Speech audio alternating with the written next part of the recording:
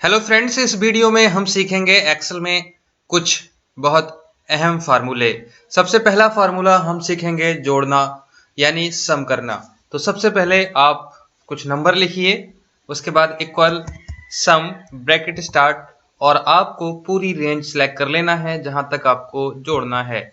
यानी मैंने यहां से यहां तक सारे नंबर जोड़ना है, इसलिए मैंने A1 to C3 तक पूरा रेंज सेलेक्ट कर लिया है। उसके बाद ब्रैकेट क्लोज करके एंटर करिए। आप देखेंगे ये सारा टोटल हो गया है। अगर यहाँ से हमने कोई नंबर चेंज किए तो यहाँ पर ये आंसर भी ऑटोमेटिक चेंज होगा। तो दोस्तों ये हो गया सम फार्मूला। उसके बाद हम यहाँ सीखेंगे मैक्सिमम फार्मूला, यानी इतने नंबरों में सबसे बड़ा नंबर कौन सा है, ये कैसे चेक करेंगे। ये रेंज हमने इक्वल मैक्स फार्मूला फिर ब्रैकेट स्टार्ट और पूरी रेंज हमने सेलेक्ट कर लेना है A1 to C3। उसके बाद ब्रैकेट क्लोज और एंटर। यहाँ पर देखिए मैक्सिमम फार्मूला यानी मैक्सिमम नंबर आपको यहाँ पर निकाल कर दे दिए हैं।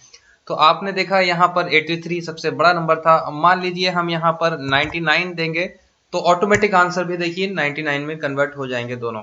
तो देखिए दोस्तों, ये दोनों फार्मूले आपके समझ में आ गए होंगे। तीसरा फार्मूला हम सीखेंगे मिनिमम फार्मूला यानी सबसे छोटा नंबर MIN ब्रैकेट स्टार्ट। उसके बाद सारा रेंज सेलेक्ट करेंगे, ब्रैकेट क्लोज कर देंगे और कर देंगे एंटर। तो दोस्तों देखा आपने, सबसे छोटा नंबर जो है, सबसे स्मॉल नंबर जो है वो है हमारा 14। तो यहाँ पर आप यहाँ कोई और नंबर भी अगर आप स्मॉल देंगे, जैसे मैंने यहाँ 3 टाइप किया और एंटर कर दिया, तो आपने देखा यहाँ पर स्मॉल नंबर में 3 आंसर आ चुका है। तो दोस्तों उम्मीद है ये तीनों फार्मूले आपके समझ में आ गए होंगे। तो चलिए दोस्तों और इससे आगे चलते हैं। एक और फार्मूला हम आपको सिखाएंगे जिसको हम मल्टीप्लाई बोलते हैं। इसको फार्मूले के अकॉर्डिंग हम दो तरीके से कर सकते हैं।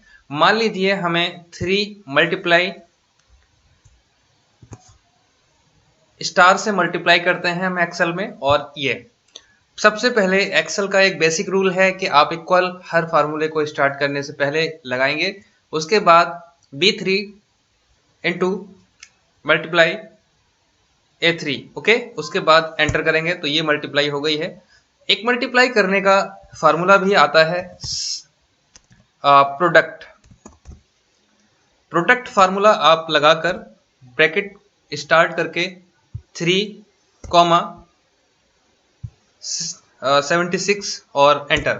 तो देखा दोस्तों आपने, आंसर दोनों का सेम आया है। एक हमने अपना मैथमेटिकल फार्मूला लगाया था और एक हमने एक्सेल का दिया हुआ प्री फार्मूला लगाया था प्रोडक्ट। तो दोस्तों ये आपका मल्टीप्लाई करने का फार्मूला भी हो गया है।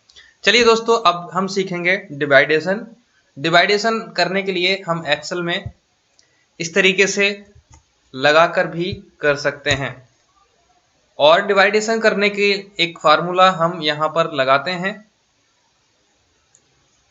इक्वल MOD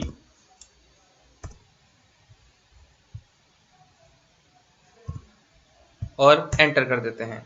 ये जो मॉड फार्मूला होता है ये आपको डिवाइडेशन करने के बाद जो हमारा रिमाइंडर बचता है वो रिमाइंडर फाइंड करके आपको देता है।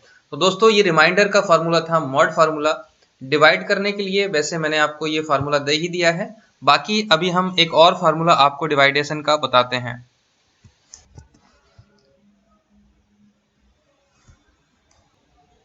और हम यहाँ पर एक और फार्मूला लगा सकते हैं। जैसे हमने डिवाइड करना है D1 को 3 से, इस तरीके से भी आप फार्मूला लगा सकते हैं। तो ये थे आपके कुछ फार्मूले जो मैंने इस वीडियो में आपको बताए हैं। आप इसका प्रैक्टिस कीजिए और अगर आपको कोई प्रॉब्लम एक्सेल में आती है तो आपको कमेंट करके मेरे से पूछना है, मैं आपकी उस समस्या का सॉल्यूशन ज़रूर करूँगा। बने रहिए Hind study point YouTube channel पर एडवांस और बेसिक एक्सेल और कंप्यूटर के कोर्स सीखने के लिए। चलिए दोस्तों मिलते हैं नेक्स्ट वीडियो में, हमें दीजिए इजाज़त।